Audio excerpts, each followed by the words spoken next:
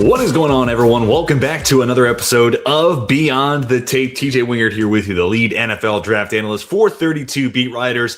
Been a long time since we had an episode of Beyond the Tape, so let me be the last one to wish you Merry Christmas, Happy Holidays, and of course, Happy New Year as we head into 2026. And even on that note, real quick, I know why you're here. We're getting into our first two-round mock draft of the 2026 draft cycle.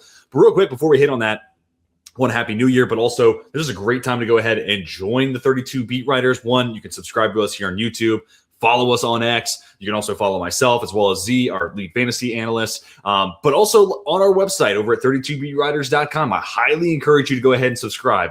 I know not everyone's into subscriptions, but Z's Fantasy Insight, we're also going to be starting as of this week. We're going to be starting live prospect breakdowns with me in our Discord. It's going to be a lively bunch. It's going to be a lot of really fun back and forth about these prospects, what we like, what we don't like, who's the right fit for them, things of that nature. So great time to go ahead and jump in to dive into deeper draft conversations. And then, of course, like I said, Z is a fantasy wizard. I'm not ashamed to admit it. Won one of my fantasy leagues, got to another championship in large part because of how he helped me throughout the year with trades, waiver suggestions, things like that. So he's a resource I lean on, and I would highly encourage you. He in and of himself is honestly probably worth the 32 Beat Writer subscription cost. So did want to plug that. Go ahead and subscribe over to the YouTube, to our website, as well as the YouTube, and follow us on Twitter. And of course, like I said, live prospect breakdown starting this week. We are going to put the first one up on YouTube, I do believe. So you'll be able to see that first one, get a little bit of a taste for it, but then we're going to be doing that weekly in our Discord.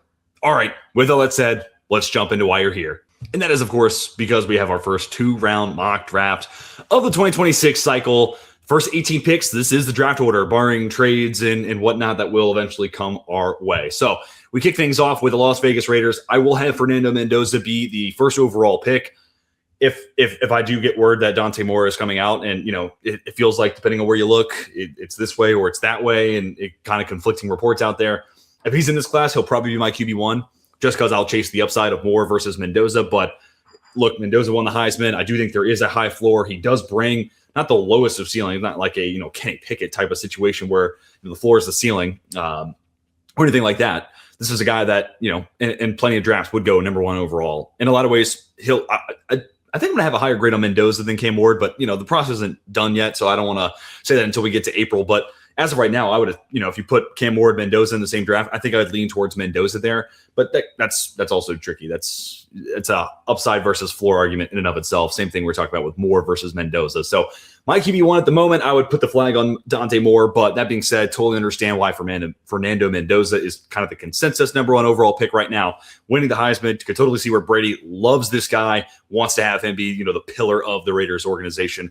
And now everything between now and April is about getting a head coach that is, whether it's Mendoza or Moore, it's all about getting the head coach that's going to maximize them and how close they can work with their second year now GM John Spytek. So an exciting time for the Raiders. I'm actually really pumped. Not a Raiders fan, but I am pumped to see them get the number one overall pick. Feels like the break they've been kind of waiting to get the last couple of years. And then that brings us to the New York Jets. So obviously, like I said, if Dante Moore goes one, this would then be Mendoza. But since we had Mendoza go one, let's have it be Dante Moore. This would probably be the guy that, if I'm picking 101, this would be the guy I'm taking. I think he's the best pure passer in this class. Love the mobility that he's showcased down the stretch here with Oregon. I know we had the pick last week in the college football playoff quarterfinal, but other than that one pick, I thought it was a really solid performance. But this next weekend, Mendoza versus Moore 2.0, it's going to be really fun to watch these two teams. And that game in and of itself against a very disciplined and well-coached defensive unit there at Indiana, that could be the game to decide more. Am I going back to school, or am I going to come out and declare? Ultimately, I didn't think he threw two picks against Indiana when they met in the regular season. Those two picks, to me, had reasons why they happened. They weren't all on Dante Moore. To me, that game was not a Dante Moore loss. It was just Indiana was a better football team, went to Eugene, and showed the Ducks what's up. So I'm curious to see it now that these two teams get to go head-to-head a second time. And then that brings us to the Cardinals. So also, while we're here and talking about these mock drafts, I am going to hit on some breaking NFL news. I'd love to cover it in and of itself, but there's no guarantee what that one singular video would do here on the channel. But if you do want to hear my thoughts on the coaching carousel, who's been fired, GM hires, and potential head coaching candidates, I did used to do that over on my personal YouTube channel. Actually, we're posting this mock on my personal YouTube channel. Hi, everyone. Haven't talked to you in a while. But if you do want to see that, I'd love to hear that down below in the comment section, and maybe I can make some time for it because I do like ranking the head coaching openings and ranking the head coaching hires. But anyways, all that to say, Jonathan Gannon is out. I do like Monty Austin-Forth as a GM, so I'm excited to see him get another swing of the bat. And overall, I think Monty's done a good job building the roster. It's just it's frustrating with how it ended with Gannon, because I think I've been kind of one of his bigger supporters after a weird, they hired this guy. His opening press conference was kind of strange. The things he's saying to Rondell Moore, what's going on? Is this guy a robot? But he's actually, I felt like, out-coached, and they've outplayed expectations until you get to the back half this year, and that defense just withered away. And he's a defensive-minded guy. That's gonna be a poor reflection of him. So I do think I could have been convinced either way, to be honest, just because I did hold out some hope that Gannon could turn around, get the chance to get his quarterback. But that being said, I understand organizationally where Arizona is looking. So they're going to get a new head coach, probably someone who's offensive-minded, right? That just tends to be the flip-flop. You go Cliff Kingsbury, now we're going to hire a defensive guy with Gannon. Now we're going to probably swing back in the other direction. But I am curious to see where they go. But here for the number 3 overall pick, and this is tough because this is a draft class that doesn't have insane top-end talent. But look, the best non-quarterback in this class, I think, is Sonny Styles. And again, haven't finalized it. Still have rechecks to do on all these position rankings. We're going to be going down to Mobile at the end of January. We have the Combine. Hopefully, we're going to 2 weeks after that.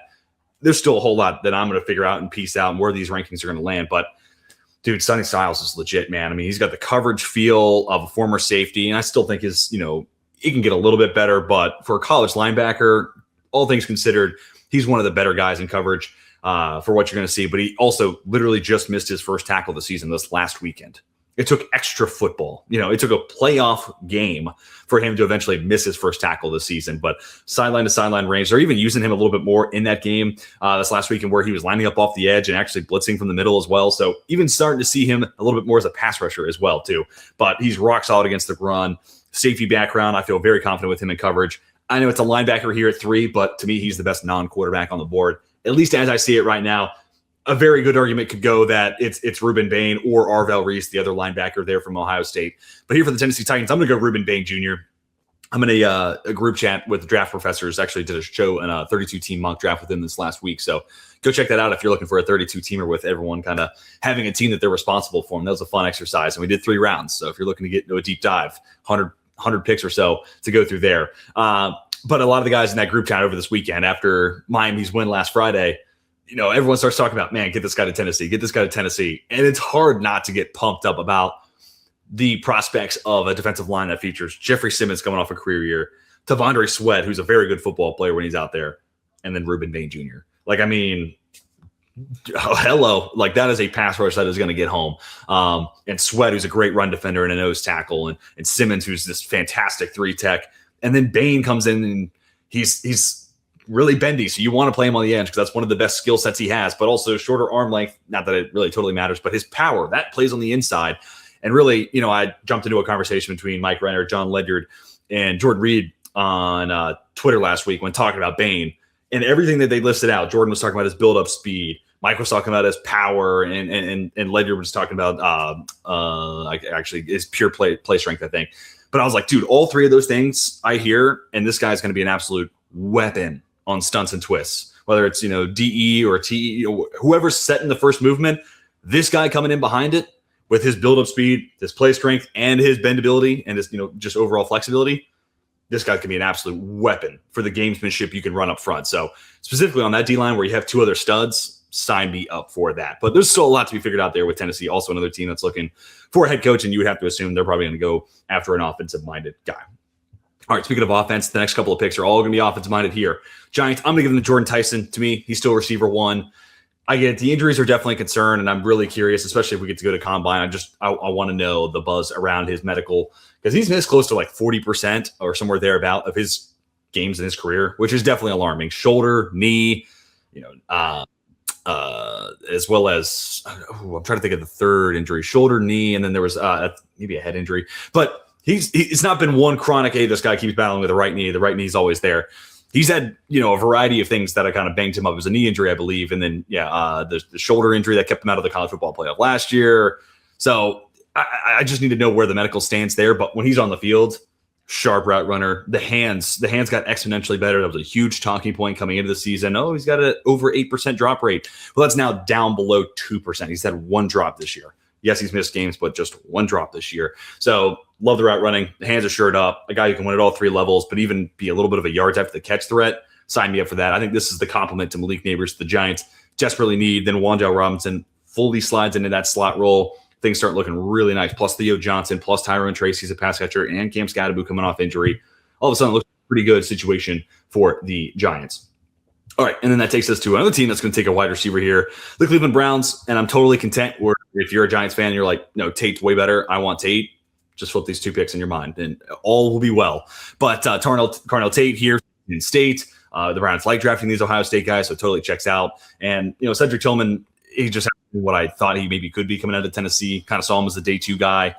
And he's had some games in some moments, but it's been inconsistent. I think Carnell Tate, this gives you that X-alpha number 1 wide receiver of the future. And we're not going to go quarterback with any of the picks here for the Browns. Just, they won themselves out of what's going to probably be a 2 quarterback draft, at least for the top 10, I would say. It's a 2 quarterback top 10. And they played themselves out of it by winning down the stretch. And that's probably a good and bad thing for Browns fans, depending on what part of the fan base they fall on. So, yeah, you roll into next year with Shedeur Sanders. And we'll see where it goes with the new head coach. And we're going to give him Carnell Tate. We're going to go offensive line with our next pick. So we're going to at least try to build around that infrastructure to try to see what we can get out of Shedeur Sanders in year 2. All right, Commanders, you're next up. I'm going to go Arvell Reese here. I mean, you got a couple of old linebackers. Frankie Louvu, who is still a really interesting piece, but getting up there in age. And then Bobby Wagner, who's still, just a lifer, and a first ballot Hall of Famer. But his age is starting to show as well. So Arvell Reese, for me, it's you watch how the Commanders use Frankie Louvu. And specifically during the middle of the season with how Ohio State was deploying Reese, specifically more getting him opportunities to rush the passer off the edge and from the middle, it's hard not to see Frankie Louvu when you look at him. And I also had a Frankie Louvu comp on Jalen Walker last year, so I hate to go back to the well here, especially considering Reese is a much longer, bigger, more powerful player than Jalen Walker is. But Jalen Walker had the speed and the bend and kind of the sideline to sideline lateral quicks that Reese definitely has. Reese has sick closing speed, might I add, to go with it. But Reese is more built like Leo Chenal than he is a Jalen Walker. But love the hybrid flexibility you could use with this guy. And the fact that Dan Quinn has tapped into using Frankie Louvu and a little bit of this, a little bit of that, I think he would already have a role in place basically here for Arvell Reese. And it's a defense that needs to get younger, more athletic, and more violent. Reese checks all those boxes. To the New Orleans Saints here at 8, I'm going to go Makai Lemon. Obviously, this last week, Chris Olave missed the game with blood clots, and he's a great football player. We're starting to get close to that age 30 mark, and the concussions in his background, in and of itself, despite how great this year was, he's, we're already kind of dealing with maybe not red flags, but yellow flags for Chris Olave, and maybe some extra receiver depth would be a good thing just in case he does get another concussion, blood clots come back up, whatever the situation may be. But even if all the injuries and all that stuff agnostic, just on field, Chris Olave, what he does well, complements perfectly to Makai Lemon. Makai Lemon's not going to run this sub 4.40 electric field stretcher. He is a guy who does not get tackled where he catches the football, and he makes tough grabs over the middle of the field and can be a combatant on the sidelines as well. But naturally, this is a, behind the line of scrimmage to 20 yards down the field type of guy. And Chris Olave doesn't really give you a whole lot after the catch, but he's a great intermediate route runner, and he's absolutely got the speed and the route running prowess to attack down the field. So I think these are a perfect 1-2 punch. Olave is the field stretcher. Lemon eating up in the underneath and intermediate spaces with the openings opened by Olave. 1-2 punch. And there's another team that kind of played themselves out of QB contention, right? They had the number 2 pick. We'd probably be looking at quarterbacks here and at least talking about it. They played themselves out of that spot. And Tyler Shuck, to me, quarterback 3, I know I'm a little biased. I liked him a lot last draft cycle, or, a lot for that quarterback class. But that said, I think he's earned the opportunity to go into next year as a starter. And I think Makai Lemon makes his life that much easier. All right, let's get to the Kansas City Chiefs here at 9. This pick I know is going to be confrontational, and Chiefs fans, let me know what you think about it. Jeremiah Love here. The last first-round running back was obviously a bust, and Clyde Edwards-Helaire. And you took him at 32, let alone taking him here at top 9. I will say the difference there is CEH to me really was a luxury pick, and it felt like we looked at the Chiefs roster as this complete masterpiece, and now they're just going to throw a cherry on top. I think we are more aware of the Chiefs' shortcomings now, and I think you can address that later rounds, but also throughout free agency. But this is also a team that I think has become more acutely aware of their need to bolster that running game. And you saw that with Brashard Smith. Yes, they took him in the 7th round, but down the stretch, they wanted to get him more opportunities to run. He is a more explosive runner than someone like a Kareem Hunt, and even more so than Isaiah Pacheco in my mind. But really what I think Pacheco brings plus Brashard Smith, you almost get that as a hybrid player here at Jeremiah Love, who's going to be an electric tester, bring that big playability, but also can run with violence and run through someone. Maybe not quite to the level of Pacheco, but I mean, Love's not afraid to lower his shoulder and go through a guy, but he's also not afraid to hurdle over someone because he's that level of an athlete. And this year at Notre Dame, they utilized him. I say we almost there because I'm a Notre Dame fan. But the Fighting Irish utilized him more as a pass catcher this year more than they ever have. So even that part of his game is starting to grow and expand. So he's going to be a blue chipper for me. Don't know how many others they're going to be. So that's part of why I was like, look, I know last first round running back didn't work out, but CEH wasn't a blue chipper. Here you're getting a blue chipper at 9. And again, it's a draft that doesn't have great high-end talent. And now one of them fell to you at 9. Same can be said about Caleb Downs, another one of these guys who's almost assuredly going to be a blue chipper for me, but he's a safety. Where do you want to take him? And right now I feel a little bit better about the Chiefs defense and the back end. Still can maybe use a corner, but I felt, I think there's a bigger upgrade for Love over, as much as I love Brashard Smith. Love plus Smith is your long-term backfield, to me, is a bigger net win than like Downs plus some of the other guys they have on the back end there. But I totally understand the argument. So Chiefs fans, let me know. Would you go Caleb Downs? Would you go David Bailey? I'd be really curious to hear where you're thinking here. 9 overall. Kenyon Sadiq, is that the move if Kelsey retires? I'd love to hear your thoughts. All right, speaking of Downs, that's going to be the pick here for the Cincinnati Bengals. He's just one of the best players in the draft. And look, this is a defense that needs floor raisers, guys who don't miss tackles, guys who won't be in the middle of a coverage bust, and a guy that on top of that could match up with running backs, tight ends, give you some more flexibility. And really, as much as those linebackers are young, tight ends and running backs really gave them the work down the stretch. And I think Caleb Downs gives you an immediate upgrade there as a tight end eraser, running back out of the backfield, matchup guy. On top of, again, he just doesn't miss tackles. You can play him in the box. You can play him over the top. You're starting to see his range and athleticism in the latter stages of the regular season come into play. Got to have that interception from a single high look. And I think they're second to last game. I have to double check the schedule. But down the stretch, you got to see more of the single high looks. So at this point, I've seen it all from Caleb Downs, and I like everything that I see. And again, the Bengals, this is a rough defense. Anybody who raises the floor of it, they should be welcome to the squad with open arms. All right, Miami Dolphins, you're next up here at 11. We're actually going to have consecutive corners come off the board. To me, Jermon McCoy is still the best corner in the class. His 2024-25 tape would be the best of anybody in this group if he played this year and if that tape was for this season. And he never played another down. It sounds like he's been medically cleared, but then him and Tennessee both kind of came to an understanding of, look, we're not going to the Natty. You're going to be a first-round pick. I think this works out for both of us. If you don't play, you go ahead and make your money at the next level. And he won't be the only Tennessee corner we have go here in the first round. But it's the blend of size, athleticism, and refined technique, man. I think Jermon McCoy brings it all to the table. So for a team that desperately needs a number one shutdown corner, and look, I know Jack Jones had some moments, and he's had the tweets, oh, shouldn't have cut me, Las Vegas, all that sort of stuff. And he's a good player. He has his games, but I think game in and game out, down in and down out, Jermon McCoy is a more consistent player than Jack Jones. So, and in general, even outside of Jack Jones, like they just need more corner help in general in Miami. Hats off to Anthony Weaver, though. He did a great job down the stretch, just band-aiding up that defense, specifically on the back end. But as I previously said, we're going to stay at the cornerback position for the Cowboys. They just moved on from Trayvon Diggs. Already, I thought outside corner could be a spot where they could go in the draft. So, boom, here's Mansour Delane. I don't think the 40 is going to be anything that's super sexy, but really light on his feet, really refined player from a coverage standpoint, both man and zone, on and off. So I'm willing to live with some of those limitations in the long speed department because I just don't think he's going to let you get behind him with what he could do at the line of scrimmage, and also just being able to play to a set location, right? And you're starting to see that more and more, and that's part of why I do think his long speed concerns would be kind of a perfect fit for him in Minnesota. But I've done that in a lot of mocks. But like you even saw it this last weekend for Minnesota corners where they're playing to a certain depth because they know the pass rush is going to get there. And I almost think, again, Delane, that would be a perfect hand and glove fit. But I do think some of that is true in Dallas as well, depending on what they do with the DC position, because I would be floored to see Matt Eberflus there as the DC next year. Who knows? Maybe I've already missed that news. But Mansour Delane, number one corner on the outside that I think they just, at this point, they have got to address. They have moved on from too many of these guys not to go ahead and add to that position. All right, the Rams are next up here at 13. I'm going to go with Francis Maui-Noa or CC Maui-Noa, whichever you prefer. But CC Maui-Noa, whether it's right tackle or right guard. But here, specifically for the Rams, Rob Havenstein getting a little long in the tooth. His play starting to take a step in the wrong direction.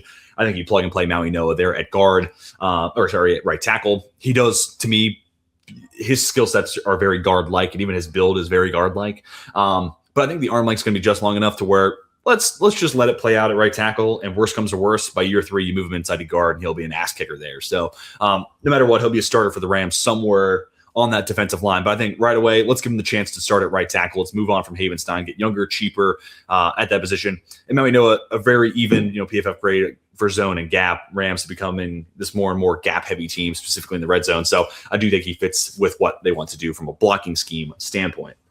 All right, next up, the Baltimore Ravens. They have Peter Woods fall right into their lap. And Travis Jones, he played more 3-tech than he did nose tackle this year, but his body type is still very nose tackle-ish. And with Justin Madubuike, no guarantee he ever comes back. I think I even saw in the announcement article when he was out for the year that he was contemplating retirement. So, right away, when you're confronted with that as a part of the headline, it's more than likely that he's going to probably hang it up there, and that might be curtains for the career. So, if that's the case, I think Peter Woods steps in and he's your Justin Madubuike fill-in placement. Now, Madubuike is a much better pass rusher than Peter Woods at this point, but Woods, even where it was a disappointing this year for Clemson, and maybe he kind of coasted down the stretch, he's an NFL-ready, day one impact player against the run. And then, I would trust the Ravens. And, I know John Harbaugh's in some hot water right now, but I think he's a great coach. And that's a franchise that has developed players at an exceptional rate. So if there is an entity out there that could get Peter Woods to turn on that and flip that switch as a pass rusher, Clemson couldn't. I think the Baltimore Ravens would be one of those places that could maybe find that extra gear in his game. All right, let's get on to the Tampa Bay Buccaneers then at 15. This is where I'm going to have David Bailey come off the board. This team needs more pass rush juice. The Hassan Reddick thing did not work out. Joe Tronchenko doesn't play for this team. He plays in Cleveland. Yaya Diaby has some good games, but it's an up and down experience for him. So, I know he's not a great run defender, David Bailey, but I think he got a little bit better this year. He at least put his nose in the fight a little bit more frequently than he did at Stanford. He bulked up a little bit, but just from a pass rush standpoint, this is a dude, absolutely best pure pass rusher from an edge position and a true edge, right? Bain's going to be this tweener, is the inside-outside kind of guy. Love him on stunts and twists. Let's get him on the inside. Bailey, edge rusher through and through, stand-up outside linebacker in your old school 3-4 terms. That's this dude, and he absolutely fits in with Todd Bowles, what he wants to do. And also, Todd Bowles is going to keep that job beyond this next coaching cycle. That pass rush better start hitting home, and those blitzes better start hitting home, and this is the guy that will help make that happen. All right, let's get on to the New York Jets. We'll go back to the receiver well here and go with Denzel Boston. Probably about as early as I've seen him come off the board as Bear decides to join us here for the mock draft. But probably as high as you'll see him go in one of these mocks. And part of that is he's just not going to have a grade 40. He's not going to be this low 4.4, sub 4.4 blazer or anything like that. But outside of that, dude, this guy is a technically refined, NFL ready, ex-receiver, possession guy. Put him on the line of scrimmage, let him face press coverage, let him work the sideline, take advantage of his body control. And where he isn't this phenomenal straight line athlete, he's going to wow you with the 40. He's a very fluid and capable athlete. And I think you see that functionality with him after the catch where he's just elusive enough and he's just fast enough and just slippery enough. And he falls forward given his big frame. So I do think he's an efficient player after the catch as well, on top of what you're going to get with the possession X route tree. And this is just a Jets receiver room that needs more physicality. And as much as Garrett Wilson can play X, think about life with him getting a head start at the snap because he's the flanker, or him going against maybe a team's worst corner out of the slot. I think by having a sacrificial X, if you want to call it that, if Denzel Boston is nothing more than Romeo Doubs, I think that in and of itself frees up Garrett Wilson to have that much better of a season, be that much more efficient, and let you do that much more with him from a Tanner Engstrand, the Jets OC standpoint. So that in and of itself, I think is a value you could argue is worth pick 16, but I also think Denzel Boston's a great football player and brings the physicality this team just doesn't have right now.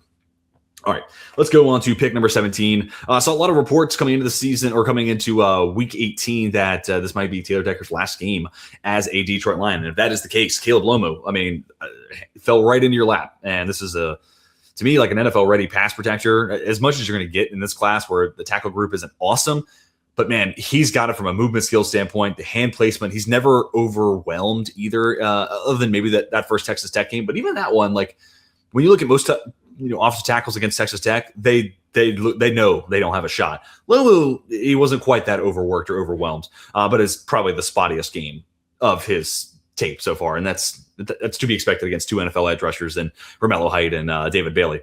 But yeah, if Decker's not going to be a Lion next year, let's keep a strength of strength. That offensive line's as big a part of the Detroit Lions turnaround as I would argue Dan Campbell and Jared Goff and Amon-Ra St. Brown. As much as Jameer Gibbs, as much as these other guys are a big part of it, that offensive line is a big key to success as well. So let's keep a strength of strength, and let's add Caleb Lomo in the place of Caleb Decker. We get to the Minnesota Vikings. Again, this would have been an awesome Mansour Delane fit, but instead I'm going to go to a different corner, go with Avion Terrell. In a lot of ways, I think Isaiah Rodgers is on a 2-year deal, so I apologize if that's not right. But just imagine a younger, cheaper version of kind of what Isaiah Rodgers brings to the table as a run defender. And, of course, he has the crazy 99.9 perfect game from PFF this year. But, Avion Terrell forces five fumbles last year, 8 over the last 2 years. But he's also a guy who's going to test well, who's also very elegant in his movement skills, being able to turn his hips, flip his hips, and go downfield and keep up with the wide receiver, but also the ability to decel and stop on a dime and keep up with comeback routes. He's also very agile and can keep up with in-breaking routes. So really refined coverage player. He's just 5'11", 180, so you just kind of wonder outside or inside. To me, it's probably more on the inside, but they already kind of use Byron Murphy as this inside-outside guy, so they probably already have a place in mind kind of where they could play Terrell. But I think his tackling ability and just his ability to create some chaos and some turnovers fits in really well with Brian Flores. Again, would have loved Mansour Delane here, but Avion Terrell I also think is a very Brian Flores-esque type of corner, assuming he's back as a defensive coordinator. All right, pick 19. I'm going back to the linebacker well for the Panthers. I've done this in a lot of mocks, but I'm going to go C.J. Allen. Thought about Josiah Trotter. He's going to go in the top 50 in this mock. Linebacker from Missouri. I'm a big Josiah Trotter fan. Really like his game. But him and Allen are very comparable players where like the coverage aspect of their game leaves some room to be desired. But man, these guys playing downhill, both very instinctual and both very violent. So I think Allen might be a slightly better tester. But he's also 6'1", 235, which probably signals that he's 6'1", 230 more likely. And Trotter's listed a little bit taller, a little bit bigger. So I am going to be curious to see where the final measurables come in for those two guys and ultimately where the testing numbers go too. But yeah, I'm going to go with C.J. Allen here. I think this is just like the instinctive downhill linebacker they don't have right now. Still a little bit of a TBD from the coverage standpoint where I think they can get better, but this is a big improvement to me over the middle linebacking core that they have currently in Carolina. All right. Back to the Dallas Cowboys. This is where I'm going to have Keldrick Folk come off the board. We went corner first time around. Now we're going to give him that early down edge that really, in a perfect world, he's 3 down edge. But, we'll see. At the worst, Keldrick Folk's going to be a lights out run defender on early downs. And then you'll kind of bite your time with what you're going to get from the pass rush standpoint on obvious passing situations. They also have a couple guys that could kind of rotate in, right? Like Sam Williams flanking in as that, DPR specialist. Even this could be an opportunity to get Dominant Azaraku off the field in early downs where he's definitely a more efficient pass rusher than he is run defender at this current point in his career. So a lot of different options there with how you rotate these guys in. But I do think their run defense still needs one more guy specifically on the edge. And I think Keldrick Folk brings that to the table. All right, to the Pittsburgh Steelers. And again, I said this is probably a 2-quarterback class, specifically in the top 10. I do think and there was a report coming out today that it sounds likely that Ty Simpson will declare, but he's kind of left without any great options. To me, the best bet might be going to Tennessee, but also then you're stuck with the Josh Heupel offense clouding your evaluation next year. So I don't think Alabama's going to bring him back. I think they want to turn the keys over to Keelan Russell. So very curious situation for Ty Simpson. But if he does declare, I do think he's going to go round 1. Whether it's the Steelers here because of a desperate need, right? Like Rodgers, as great as that Week 18 comeback was, one last 2-minute drive, all that was cool. You can't go into next year with Aaron Rodgers as your starting quarterback. I mean, like age just caught up to what is going to be a first ballot Hall of Famer. But then, do you want to kick the tires on Kyler Murray and pick up that contract? Do you want to take the flyer on Malik Willis? Feels like he's going to have a lot of suitors between Miami and Arizona and maybe even Minnesota in the mix. So I don't know if Pittsburgh really stands out as the guys who are going to win that bidding war. So I don't know. And then even if it's not the Steelers, you look at some of these other teams back into the first round, specifically this team here at 29 could be looking for a quarterback in the future. Why not take Ty Simpson there? So I don't know. I think if he does declare, which kind of sounds like he is being forced into that decision, I think he goes round 1. And for Pittsburgh, look, it's not going to be Rodgers next year. So who's he going to be?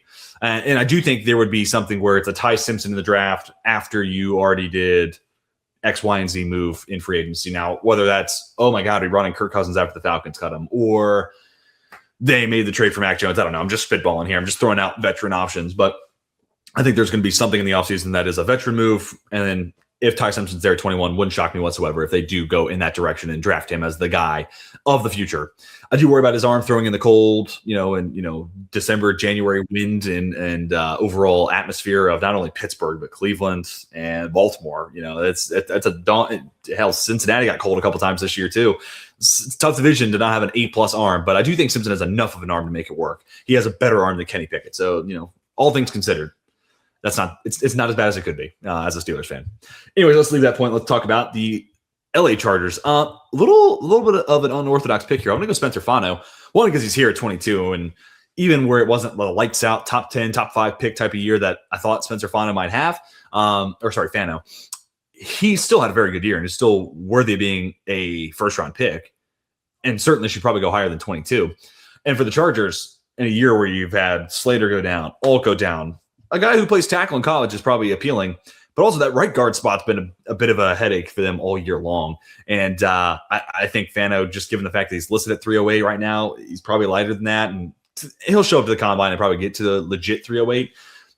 But there's going to be some arm length conversations to be had about him. But overall weight is going to come into the play as well. So wouldn't shock me whatsoever if he just continues to bulk up and move inside to play guard. And if he does, I think he would be a really good run impact player for that Greg Roman scheme that wants to get downhill and light people up. And Spencer Fano in the run game will light fools up, especially if you continue to ask him to bulk up. So just throwing this out as tackle contingency, but right guard of the future situation here for the LA Chargers. But I'd also have to brush up on the Mekhi Becton contract, see how many years left on Zion Johnson's deal there is. But thought the value was really good there at 22. So Chargers fans, let me hear your thoughts. Eagles then at 23. And I mean, this was one that I almost let slip by me when I was preparing this, but then I was like, oh, wait a minute. Dallas Goedert, he's going to be hitting free agency, right? And if that's the case, dude, I mean, Kenyon Sadiq falling to your lap at 23, this is fantastic. And at the end of the day, the Eagles want to establish their physicality with the run game. They want to move dudes off the line of scrimmage, right? That was their, as much as Jalen Hurts is awesome, A.J. Brown can take games over for sure. They won a Super Bowl on the back of that offensive line and Saquon Barkley running behind it and then being an absolute menace. You know what helps that offensive line even more? One of the better blocking tight ends we've seen, at the top of the draft. They specifically with what City gives you as a receiver, the fact that he's as good of a blocker as he is rarefied air. So an extension of the offensive line in both the run game, but also pass protection if you really needed it. But also what he gives you from an athletic standpoint, catching the football, yards after the catch. Look at how much this team's done with Dallas Goedert in the red zone. And now think about the athlete that is Kenyon Sadiq, running, catching those shovel passes, being a factor in triple option, working the red zone in general, whether it's just his size, catchability, but also his general movement skills. So whether scheming it up or asking him to win one-on-one, I think he does a lot of what Dallas Goedert does, just as a more athletic version of it. And then he's a better blocker too. So you get younger, cheaper, and honestly, in a lot of ways, a guy who impacts more of the offensive game than Goedert, despite he's been awesome this year, setting a franchise record in touchdowns this year. I understand all that. In some ways, I think there's an even better future if they land a Kenyon Sadiq. All right, Buffalo Bills here at 24. I'm going to go Cassius Howell. Joey Bosa has been a revelation for them. I just don't know how long he can continue to play. So in the event that Bosa is on the free agent market still by the time we get to the draft next April, I think Cassius Howell could step right in and play that Joey Bosa role. I did also think about some of the interior defenders here, Caden McDonald, Caleb Banks, Amari Washington, to get another run defender in that mix. So Bills fans, let me know, what would your preference be? Some more edge rush juice, or getting that kind of run-stopping focused defensive tackle? I'd be curious to hear where you guys are at right about now. All right, next up is the Chicago Bears at 25. This is where I'm going to have Caden McDonald come off the board. Gervon Dexter with a nice stack this last weekend. But, Grady Jarrett getting up there in age, Andrew Billings, same sort of thing. He's more of a run-focused guy anyways. So I'm kind of holding out hope that Gervon Dexter can continue to work forward and try to find a new ceiling from a pass rush standpoint. So I think at minimum, Caden McDonald is like newer, younger, cheaper version of Andrew Billings, because this guy against the run is an absolute force. So, and this could have been Amari Washington too. It just comes down to which one of these D tackles you prefer. Today, I'm feeling Caden McDonald's a fit for the Bears. So this is younger, cheaper Andrew Billings. And then let's hope that there's some ceiling there from a pass rush standpoint. He's a really good athlete. I do think a lot of his pass rush production just comes way of that's a great defense, and there's only so many one-on-ones to go around, or the quarterback's trying to bail out of the pocket. They step up and right into the waiting arms of Caden McDonald. So I think the production's more appealing than the actual pass rush plan and actual pass rush product we have right now in Caden McDonald. But he's an NFL-ready run defender. Given his athletic prowess, I'm not ready to rule out that he could grow into a better pass rusher at the next level. So the Bears get the chance to try to develop that at 25. Next up, San Francisco 49ers at 26. I'm going to give him Casey Concepcion. Maybe the best satellite player in this class outside of Jeremiah Love and Makai Lemon. But it's going to be a fun conversation. Maybe that'll be a video at the end of the year. Best satellite players in the class. And if you're unfamiliar with that term, satellite players are just players you want in space. You can see why that is a term. But Concepcion, one of, if not the best satellite player in this class, now going to an offense with a mastermind of getting his satellite players into space in Kyle Shanahan. I mean, need I say more? Plus, Brandon Ayuk's he's done with the 49ers. Juwan Jennings, an impending free agent. He feels like a guy that if Ayuk goes to Washington, Jennings might go to the Steelers or vice versa. In a lot of ways, both those places make sense for both those guys. So it could be Ricky Pearsall and who else? So if that's the case, that wide receiver room is going to need some reinforcements. Concepcion, I think, is a fantastic fit for Shanahan. All right, back to the Houston Texans for the first time. I'm going to have Vega Ione come off the board here, the guard from Penn State. I think he fits in with the gap scheme stuff, with just enough athleticism to where when they do want to sprinkle in zone, he's not a complete liability. They do more inside zone than outside zone. Previous OC, Bobby Slowick, a lot of outside zone. So with Nick Haley there, I think Ioane is the much better fit. And I do think guard is still one of the few spots on that roster. Right now, that roster is looking really good, right? Like, you got the QB of the future. We're going to go running back later on. Love the receivers, love the corners, love the passer. Like, not that much to nitpick here. It's kind of like D-tackle, which we were going to go with our second pick, linebacker, and then interior offensive line. So I thought the value was best here for Ioane. Thus, he's the pick here at 27 for Houston. Back to the Cleveland Browns. This is where I'm going to have Caden Proctor come off the board, and I have been, throughout this entire cycle, a noted critic of Caden Proctor. Not that I don't think he can't go round one. It's just right now you're drafting Caden Proctor for the traits, not the tape, in my opinion. And the tape got better down this, over the middle portion of the season, I'll say. But then you got to a last couple of games where they started playing some heavy hitters again, and all of a sudden it's not that great. Other than, that last Georgia game, because like Georgia doesn't have a great pass rush, and he held his own there. So still wish the tape had an overall better feel to it. And long term, he might be a guard. But the advantage here for the Browns is, if not this offseason, by next offseason, that will be almost assuredly 5 new starters on that offensive line. It may not happen all in this offseason, but give it 2 years. That is going to be an entirely new offensive line, with maybe one exception being DeJuan Jones. Maybe he's the one guy who sticks through it all. But even that, I'm not willing to fully bet on that. So they need offensive line pieces. They've got to get younger, got to get cheaper, got to get new guys to be pillars of that for the next decade. And Caden Proctor comes with a lot of risk, but he also comes with a lot of tools. And I don't know, now that Brian Callahan's been fired by Tennessee, maybe they can talk Bill Callahan to coming back to Cleveland and coaching that O-line. If that's the case, all of a sudden I'm fully here for these tools and traits going to Bill Callahan. I'd be fully for it if the Browns can make that happen. But that's TBD, obviously. All right, Los Angeles Rams. We went CC Maui-No with that first pick. That's where I'm going to go with the other Tennessee corner, Colton Hood. And part of it is just I keep thinking back to that Eagles-Rams game earlier this year where A.J. Brown just absolutely bodied the Rams in the second half. And this is just the type of corner they don't have. Like, they've done good with Emmanuel Forbes. They've done good with Darius Williams. But they just don't have that long, physical corner right now who's willing to go line of scrimmage. I'm going to put my hands in your chest. Let's duke it out. That's Colton Hood. Like, this guy plays with as good a physicality at the corner position as anybody in this draft class. So I think he's just the blend of corner they don't currently have. So we went offensive line. Now we're going to go to the other side of the ball, go give them some corner reinforcements in Colton Hood. Redshirt sophomore, too, one of the younger guys in this class. Then the New England Patriots here at 30. This is just, there's going to be a lot of mocks. We're going to be doing 1 mock a week moving forward until we get to the actual NFL draft in April. But this is going to be a pick you probably see a lot of. I'm a big Blake Miller guy, the right spot, right? Late first into the second round. I'm a Blake Miller fan. Felt like his play strength finally caught up to the athletic traits he has. You saw it in pass pro, but also he's a great piece in the run game when you're getting these guys out on the move.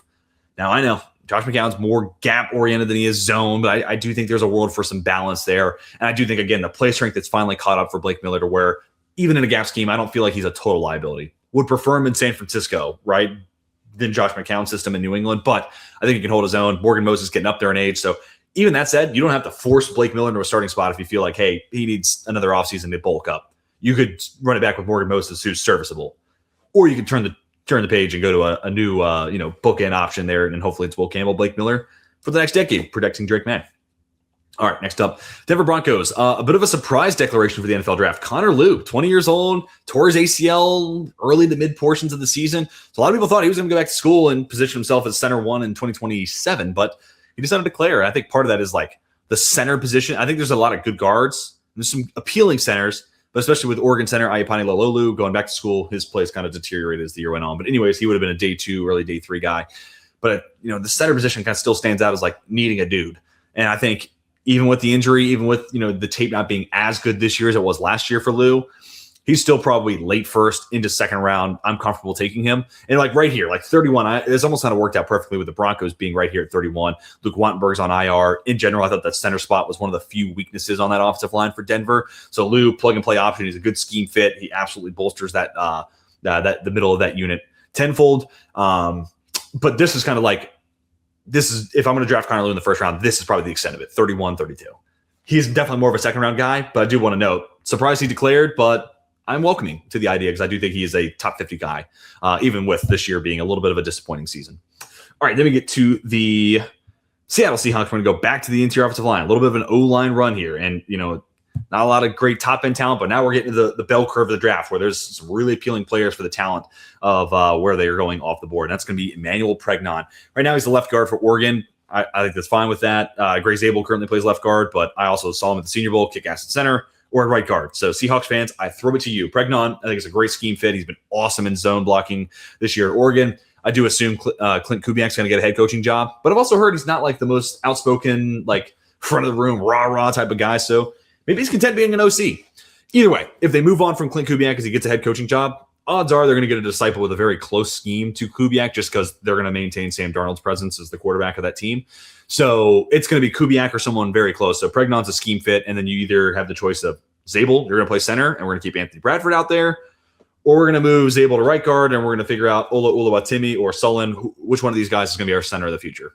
So Seattle fans, let me hear what's your preferred outcome there with Pregnon being the pick there at 32. It is 32 beat writers season, August, when they can make you a lot of money, especially on a platform like Fast Draft. Doesn't have hundreds of best ball bro killers. So when there's an injury and you hear about it through 32 beat writers, you can run to the Fast Draft app and jump into a Flex 4 game. Just draft any 6 flex players. Top 4 enter your lineup every week. Or the Rabbit, 15-round best ball. Get your quarterback wide receiver stacks, get your running back sleepers. And if you follow 32 beat writers, you can jump into these draft rooms and be like, oh my God, I'm avoiding this guy at all costs, and I'm gobbling up all of this other running back before the larger public is fully aware, has fully digested the ramifications of the information that 32 beat writers is sharing. So go get Fast Draft, type in that code 32BW. 32BW is the code. Get you a $50 deposit match on Fast Draft. Now let's go start drafting faster. All right, second round time. Let's start flying through these picks. The New York Jets went an entire season without an interception. What? I just had to throw that out there. That's just one of the mind-boggling stats from this season. And while I do really like Brandon Cisse, and he's a physical corner, and I'm not saying he doesn't have a dog in him. Keith Abney has dog in him, and earmuffs. I'm gonna drop an F-bomb here in a second. But he's got the dog in him, and this is a team that just desperately needs someone who will go head-to-head with any player on the field and just feels like they're going to win every fucking rep they have. And that's just their mentality. And I only use the F-bomb there just to emphasize how serious I see that in Keith Abney, where this guy, I'm dominating this rep. I'm the best player on the football field. And at corner, it's a position where you can't win every rep. So you kind of have to have that mentality just because you need to be ready for the next time that ball is going to come your way, the next one-on-one, the next opportunity you have to break a pass up or jump in front of it and make it a pick. He has that mentality. And I feel like his confidence, it's just something that team needs right now. So I'm going to put an absolute dog in that secondary. I'm going to go with Keith Abney, even though it's close between him and Cisse on my board right now. All right, back to the Arizona Cardinals. I'm going to go with Max Ahenachor, the offensive tackle from Arizona State. He's a really intriguing player.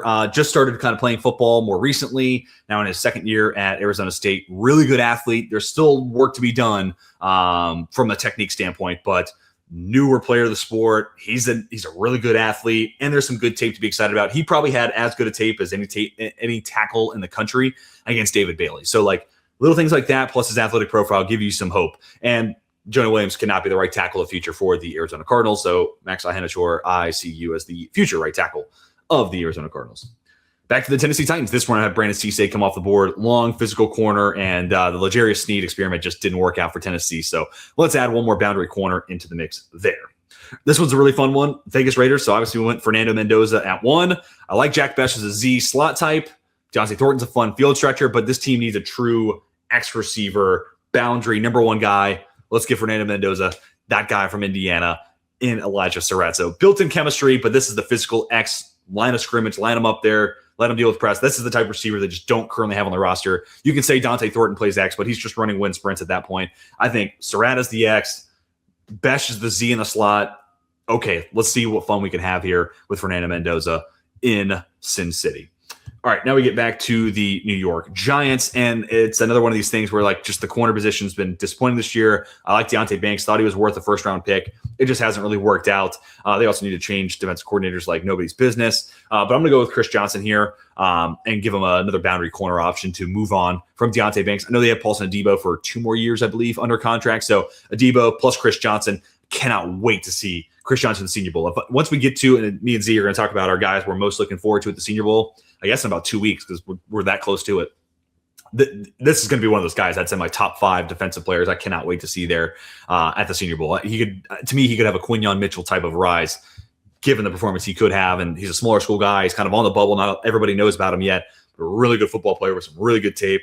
Nice, body build and frame in general is what I'm trying to say, and a good enough athlete to me. So I think a good showing at Mobile will move him from 37 probably in somewhere into the late teens, into the 20s, maybe even. All right. Anyways, let's get back to the Houston Texans. Again, could have gone with a few different guys here on the defensive interior. I have not done defensive interior rechecks yet. I've just been watching these guys as they've been competing, specifically Miller, Washington, and Lee Hunter. And seriously, dude, I'm cool with all 3 of these guys for DeMeco Ryans. All 3 of these dudes. I'm not really the world's biggest Caleb Banks fan, but Miller, Washington, Hunter, whoever DeMeco Ryan says, I want that one as my nose tackle. Yes. I just think D tackle is one of the few spots where they can continue to get better, not only from a run defense standpoint, but can we find a little extra juice there from a pass rush standpoint? So I kind of want to go Lee Hunter because, man, like they shouldn't move the way he moves at 325. But as it currently stands on my board, Miller is the highest of the bunch. I'm really due to go back and check out Amari Washington and give him a deeper dive because the way some people have talked about him, he might end up being the best of those 3. But all 3 of them are going to come off the board here very soon. Christian Miller there to the Houston Texans. Love him as that run defense focused guy in the middle of the D line, but long limbs. Let's see what we can tap into him from a pass rush standpoint and let DeMeco Ryans work his magic. All right, pick 39, Cleveland Browns. So again, we took Caden Proctor last time out. Starting him at tackle, may eventually be a guard. So that does complicate this just a little bit. But that being said, again, they might be replacing 5 starters as soon as this offseason. If not this offseason, by the end of the next one. By the end of 2027, it's going to be pretty much a whole new offensive line. Again, with one caveat, maybe DeJuan Jones is there. Maybe. So whether Proctor's playing guard, tackle, I'm going to take Chase Bizantis here at 39. To me, he's just the best pass-protecting guard in this class, bar none. Like I like Vega Ioane a lot in pass protection, but I think Bizantis has got to be a little bit there. But I'll go with Bizantis just to lock in that offensive line. And Shedeur Sanders is a guy who's known to hold on to the football, and he's going to try to extend plays and wait for someone to develop down the field. I think Chase Bizantis' pass protection will certainly aid in that endeavor, plus Caden Proctor in the mix, plus whatever you do in free agency. So this is just going to be the steps. And I know Browns fans are not going to be excited. It's not sexy. There's going to be a lot of offensive line picks over the next 2 drafts, but it's how you get back to the days of, oh my God, we have Jack Conklin and Wyatt Teller and all 5 of these guys are kicking ass and we have the best O-line in football. These are the types of steps you have to do to get back to those heights. All right, next up, Kansas City Chiefs here at 40. This is where, again, go back to the D tackle. Well, I'm cool with any pick here for the Chiefs. I seriously am. We already went first round. We went Jeremiah Love. So now we're going the defensive side. Amari Washington would love it. Lee Hunter would love it. But here I thought, I'm not the world's biggest Caleb Banks guy, but there's a lot of people who have him as a top 10 player on the board. So this is just kind of where I disconnect from most people on Caleb Banks. But that being said, if there's a place where he could figure it out and have down in and down out consistency, playing alongside Chris Jones is a great spot to do that. And I will give Caleb Banks one thing. If he's going to become a first-round prospect for me, the number one thing in his scouting report will be his hands. He has as violent and as powerful hands as I've seen any player have. And that is, I no hyperbole there. He has got insane power in his hands. To me, though, he just plays a little too upright too often. So it's just a leverage issue, and plus the injury history. So to me, it's just I would let someone else draft him in the first round. But as the mock drafter here, he has to go somewhere. So I'm going to have him go top 40, go to the Kansas City Chiefs, acknowledge that he's not my type of guy. I would take him later. I'd take Lee Hunter over him for sure here for the Kansas City Chiefs. But did want to put it out there because he's one of a lot of people's favorite players in this year's class, Caleb Banks. Let me know where you stand on Caleb Banks. I'd love to hear that conversation down below. All right, let's get to the Bengals here at 41. And folks, let's just keep doing it. And imagine this draft for the Cincinnati Bengals. You get a floor raiser in Caleb Downs and then another one in Amari Washington, who, yes, they drafted Chris Jenkins a couple years ago, but he was sub 300 pounds, and it just hasn't really come together at the next level for him as a run defender. Amari Washington is an NFL-ready run defender who moves 330. Same thing I said about Lee Hunter, like 330, 325 ain't supposed to move that way. But Washington does it even more laterally than I will say Hunter does. Hunter has great vertical speed, straight line motion. Washington has some of that, not quite to the same degree as Hunter, but he's really light on his feet for someone who's 330 and can read and react and bounce around on the line of scrimmage based on where the ball carrier is. So really fun player, but this is the run defense reinsurance that the Bengals desperately need in the middle of that defensive line. And this will help keep guys like Barrett Carter and Demetrius Knight clean. Plus, you add in Caleb Banks in the first round, we are absolutely raising the floor of this Bengals defense. All right, well, let's talk about these defensive tackles. Let's go ahead and get Lee Hunter off the board. Dude, watching him, I know they lost. And they got shut out this last weekend. But dude, if you watch Lee Hunter, I think it might have been the most impressive performance of any draft eligible prospect. So much so that James Foster actually, he did a top 10, top 11 most impressive draft prospect performances, and he had Lee Hunter at 1. Disruptive against the run, but again, 325, 330 should not move as explosive as it does and as quick as it does. And because of that, there's some nice pass rush reps under his belt as well. Now, it's just going to be interesting to see where he fills in a rotation with, a Brian Brzee, who is a really nice pass rusher. At least as a prospect, I was hopeful for his pass rush production. I think the production's been better than the actual on-field tape, but that's another discussion for another day. Saints fans like to fight me on how good Brian Brzee is. But either way, he needs a running mate, specifically in run defense, and I do think Lee Hunter brings that right away. But I'd be curious to see how soon is Lee Hunter one of the more disruptive pass rushers from the inside. I'd be curious. I don't think it'll take too long. But if you've watched this Texas Tech D-line, again, I know they got shut out last week, but if you watched even this last week where they got shut out and lost, you watch that D-line, that's a D-line where you want dudes on your team at the next level, right? So Lee Hunter going to the New Orleans Saints at 42. All right, then at 43, I'm going to give the Dolphins, they need a receiver, and I know he's got the torn ACL right now, but Chris Bell kind of still fits in with what Mike McDaniel wants, right? Like speed and explosiveness, Chris Bell's got that and then some.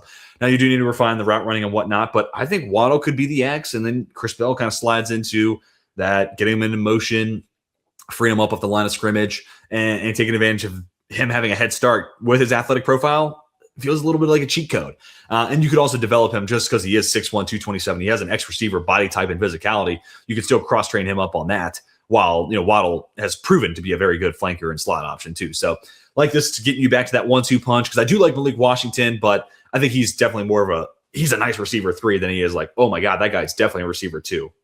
Hopefully that makes sense. So draft Chris Bell, let him get back to 100%. Washington then slots back into that receiver 3 role. And I think things fall back into place as they should in Miami. And then you got to figure out the quarterback position. Let me just throw it out there. I know everyone wants Malik Willis right now. I hope Malik Willis is in Miami. Willis plus Bell plus Waddle plus Washington. Yes, that would make me so happy. I'm not even a Dolphins fan.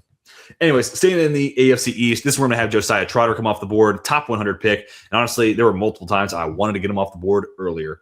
Again, coverage is still a bit of a TBD. Redshirt sophomore, so on the younger side, still figuring out that. But you want to talk about violence and downhill tenacity. Josiah Trotter's got it in abundance. And I love watching him when it comes down to triggering downhill, wrapping up a tackle and making a play. Only 7 missed tackles this entire season with him at the center of it all for that Missouri defense. Big time fan of Josiah Trotter. Love the athlete, love the violence, TBD and coverage, but everything else, yes, absolutely. And this is, a middle linebacking core that, with Quinton Williams gone, I can see where Quincy Williams is gone this offseason for the Jets. Don't foresee him wanting to stick around. And you got Jeremy Sherfield, who's a fine player, but I think there's definitely a higher ceiling to be had. And I think Trotter can be that thumper and enforcer that Glenn Allen's looking. Like I said earlier, gave him Keith Adney because they need a dog. Who could be that dude who's the dog in the middle of the defense? Josiah Trotter definitely got that type of personality. Let's get to the Baltimore Ravens here at 45, and the run for TJ Parker ends. And this is really, I didn't mean for this to be like a I hate TJ Parker mock draft, but it's just good edge center, plays the run, it wins with power. That's really fun. But sometimes when you do these mocks, it's just, and it's not fair, but that's just not sexy, and it's hard to find where you want to slot that in. In reality, probably should have still gone late first round, or maybe he could have been the Chiefs pick a little bit earlier on here in the second round.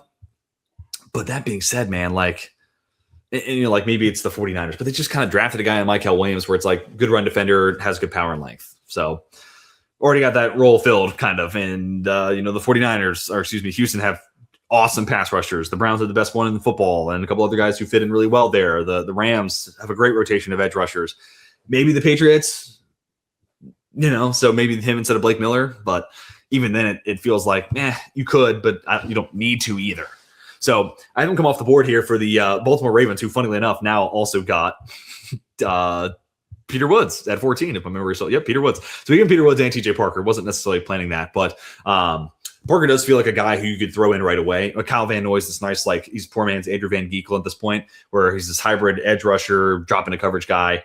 I think you can get to a spot where it's Mike Green at one side. He's definitely a DPR type, so Van Noy will still get some snaps, but Mike Green on third and longs, pinning his ears back, winning with speed and bend and athleticism, with TJ Parker then on the other side, who can, pin his ears back and load up into an offensive tackle's chest. So they do feel like they complement each other pretty well once you get into those third and obvious passing situations for the Ravens. And, They just lost the Steelers. I think this is a team that, especially down the last month of the season, felt like their lack of pass rush just became more and more glaring every time I watched them. So wanted to give them some reinforcements there, and they get a guy who could have gone in the first round, kind of shades of last year, right? Mike Green fell into their lap for other reasons. Here's just a disappointing season that sends TJ Parker to pick 45. All right, next up, pick 46.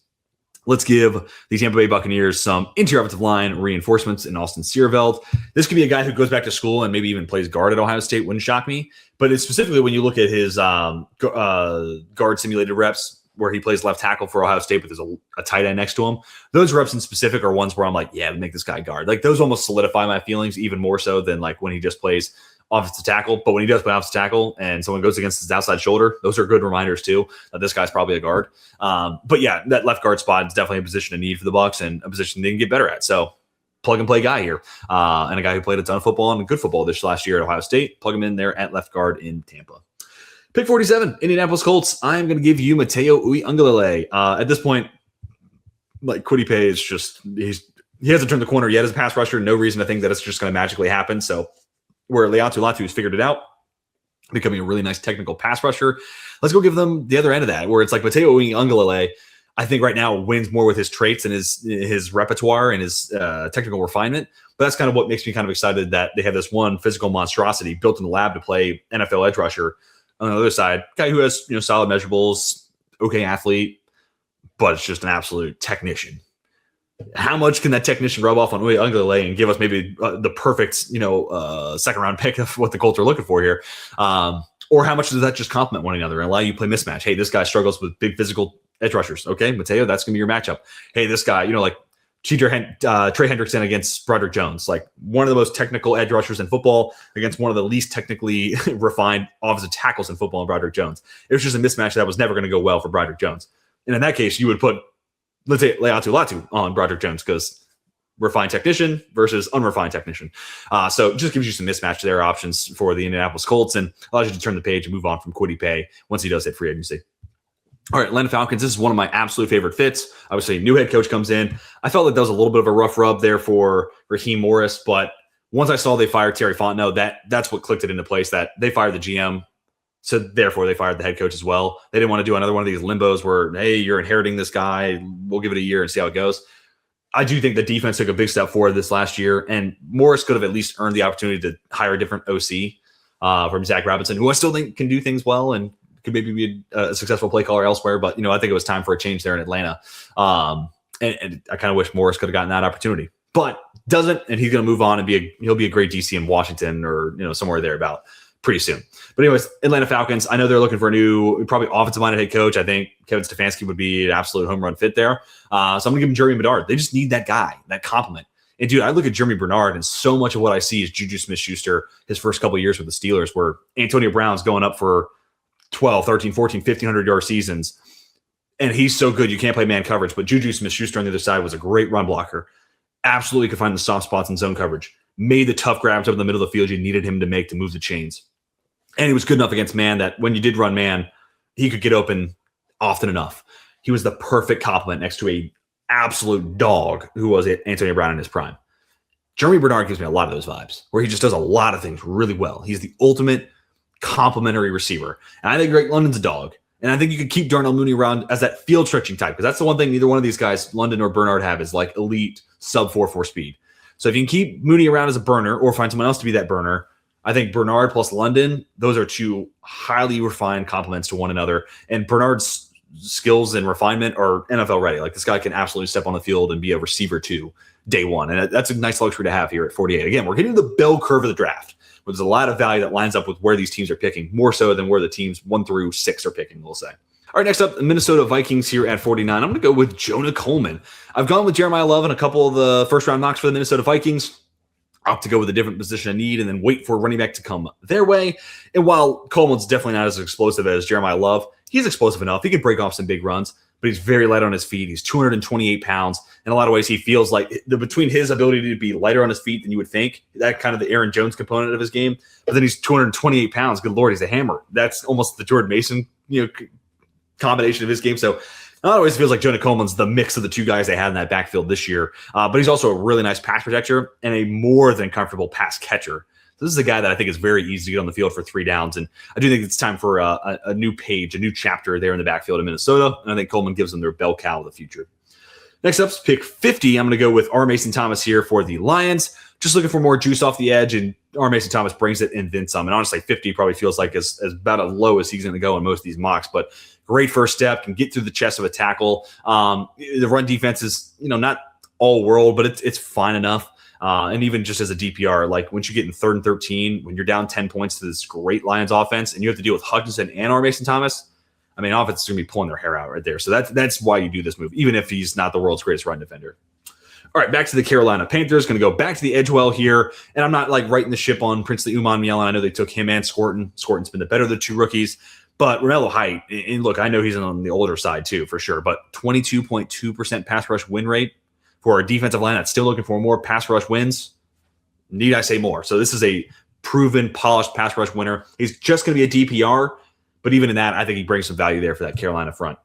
All right, next up, Green Bay Packers. And I'm going to go back to the corner well now and go with Julian Neal. Maybe a little high. Maybe I'd like him a little bit more in that 60 to 64 range if I'm going to take him in the second round. But big, long, athletic corner. We're going to get to see the Senior Bowl, and he could have that Darian Porter type of rise, right? And like Porter still ultimately went round 3, but wouldn't shock me if Neal is this type of, this year's Darian Porter. Love the athlete, love the size, love him in press coverage. And he's got good ball skills to go with it too. So if this team can maintain Jeff Hafley as that DC, I think he'll look at Julian Neal and the size, the athleticism, and the ball skills and see a guy who can fit in there right away.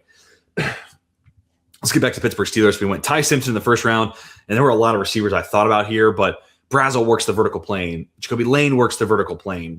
You already got DK Metcalf for that. So I was looking for a guy who could be a little bit more nuanced, who could be basically a better version of what they wanted Roman Wilson to be as that complementary guy. So you got DK on the vertical plane, and ultimately the guy I settled on was Omar Cooper Jr. Explosive route runner, works the middle of the field, makes tough grabs, great body control. You saw it evident on that game-winning touchdown in that Penn State walk-off drive where it gets the feet down, just goes limp, honestly, and just lets the feet touch the ground, gets them in before he goes out of bounds. So that's the type of complimentary receiver I think that's the flavor they're looking on top of DK Metcalf, right? You have the spicy food. We'll call DK Metcalf spicy food. What's the little sweet that goes with it? And I think that's Omar Cooper Jr. in this analogy. All right, let's get on to pick 54, and let's give the Philadelphia Eagles Joshua Josephs. We give him Kenyon Sadiq in the first round.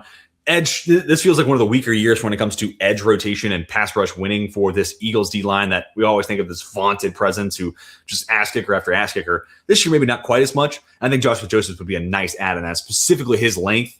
I think he would play really, really well into that mix. But also, this would be a great team to have TJ Parker go to. He'd be a great Brandon Graham replacement. So a lot of different options there at the edge rusher well. Or Mateo Uiagalelei, right? Like they have a great track record to develop these edge rushers.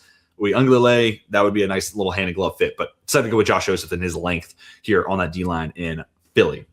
All right, back to the Chargers here at 55. And this might be a little early for me, but I did want to go with someone there on the defensive line. This team feels like it's missing, Poona Ford after he went cross town and went to play for the Rams. So this just lumbering, two-gapping, big body, physical, run-stopping presence in the middle of the D-line, and that is the Godfather, Dante Corleone. Battled with some blood clots, but when he's on the football field, especially this year, he's been rock solid at exactly that, stuff in the run. So let's get him in the middle of that defensive line in Los Angeles. Back to the Bills. This is one of my absolute favorite values and fits. Dylan Thieneman. I do think alongside Cook, who's the safety for, not Cook, Cole Bishop, who's had a really nice year, former Utah safety. Feels like the Bills have figured out the best place to use him and let him be a playmaker. Still need another guy as that other safety, right? Like, you think about Sean McDermott, you think about those split safety looks. So who's the other guy on that split? Dylan Thieneman has gotten so many more opportunities at Oregon, right? At Purdue, it's pretty much all single high free safeties playing center field. At Oregon, he's done a lot more split safety looks, and they've had him play in the box from time to time. And ever since he got that pick against Penn State, he's been nails. He's been absolutely lights out, both from a tackling standpoint, but also being a playmaker in coverage, but also not doing too much to try to take the bait. That was one of my knocks on him at Purdue, where he's playing single high free safety. And sometimes teams would know that guy's willing to take chances, and he's got a lot of picks because of it, but we can also make him take the cheese. And this year he's cut back on those while still being a playmaker on the back end. So love Dylan Thieneman to the Buffalo Bills there at 56. Let's get the Bears at 57. I'm going to actually go to the safety well again. And I'll admit here, hand up, I like AJ Halsey, but I'm not nearly as high as him as Trev is. I would probably go Kamari Ramsey or Emmanuel McNeil Warren over him. Might even go Zakai Wheatley over it. But what I will say about AJ Halsey, is this guy has a sixth sense for right place, right time, and punching the football loose. And who is the current defensive backs coach for the Chicago Bears? Who knows? Maybe he'll be a DC for the Washington Commanders because of his ties with Dan Quinn.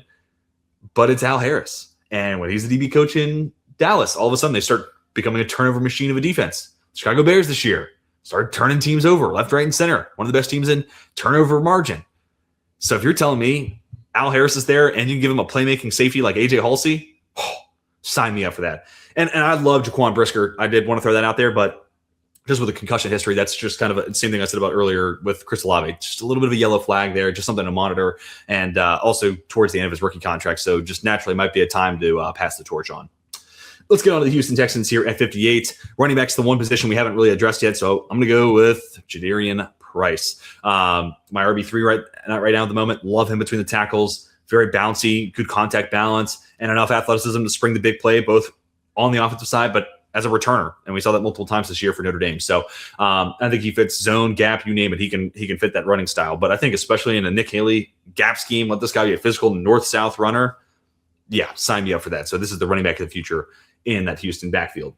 All right, next up, let's go with the San Francisco 49ers. So real quick, I had Zion Young written down as the pick, but the more I sit with it, I'm like, yeah, well, you just drafted Michael Williams last year, and I almost do think, do you go Jennings Dunker? I'm just not the world's biggest Jennings Dunker guy. Maybe it's Carter Smith. Maybe Carter Smith's the pick here. I just think there's a world where I think I might, or is it just Brian Parker the second? We're going to play him at center. I'm going to go with Brian Parker the second. 59, I'm going to call a pivot here. I was going to go Zion Young, the edge rusher out of Missouri, but I'm going to go with Brian Parker the second and say that's your center of the future in San Francisco. Left guard or center? I think this is the year where you finally make it happen. Also, Colton McKivitz, an expiring deal at right tackle, so maybe it's that. Maybe Blake Miller falls in your lap, but I do think offensive line is going to have to be one of these first two picks. And here I'm just going to say it's Brian Parker the second, right tackle for Duke, but he's going to be a center at the next level, and I think he's going to be a very good one. And right now, behind Connor Lew is my next best center. So plug and play started there for the 49ers and a great fit in that wide zone blocking scheme. Next up, the Jags here at 60. I'm going to go with the previously mentioned safety, Emmanuel McNeil-Warren, another Senior Bowl guy. I believe maybe he's a Shrine Bowl guy, but he's going to go to one of those all-star events. But, man, this guy is a big, physical, lanky safety with great range and coverage, but also, like, get this guy in the box. Like, this guy is a playmaker when it comes to punching the football loose. And with his body type, he is just an absolute tight end eraser waiting to be used that way. And I also do wonder, you look at like Kyle Hamilton as a slot player, Nicky Manwari is a slot player. Emmanuel McNeil-Warren with his length and athleticism could be a really frustrating slot player for opposing offenses. So I don't want to rule that out either. So it might be a guy you see in my slot rankings once we get to the end of the cycle.